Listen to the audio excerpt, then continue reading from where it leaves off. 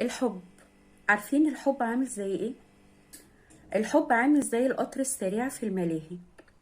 الناس قبل ما تركب فيه بتبقى نوعين: نوع خايف ومخون ومش عايز يواجه مخاوفه ويركب القطر لانهم بيقولوا عليه ممتع ولعبة حلوة، والنوع التاني مندفع جدا ومستني الدور يبدأ بلهفة كبيرة، وبتبدأ اللعبة ويبدأ الضحك يعلى والدموع تنزل وصوت صريخ، شوية من الفرحة وشوية من الخوف، شوية بيعيط ويقول كفاية نزلوني هنا أنا تعبت من اللعبة دي ومش قدها، وشوية يقول لا ما تخلصوش الدور أنا مبسوط، وبيستمتع بكل لحظة في اللعبة.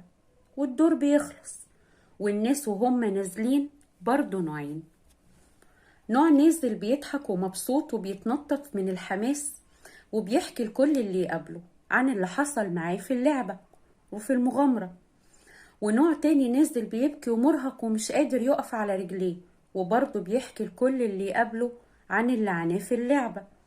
الحاجة المشتركة بين النوعين إن على قد ما اللي بكى حلف إنه مش هيكررها تاني وإنه اتعلم وما بقاش فيه حيل خلاص، وعلى قد وعود اللي فرح إنه هيكتفي بالدور ده وهيعيش على الذكرى الحلوة دي وإنه كان نفسه يفضل في اللعبة بس الظروف مش هيقدر يلعب أكتر من كده، إلا إنهم لو اتقطعت لهم تذكرة جديدة كفرصة للركوب القطر تاني هيجروا تاني برغم اللي مروا بيه في الدور اللي فات، إلا إني برغم كل الظروف هيركبوا تاني لو أتاحت لهم الفرصة.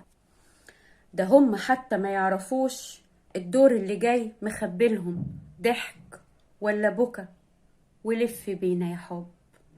وده كان الفيديو بتاعنا النهاردة.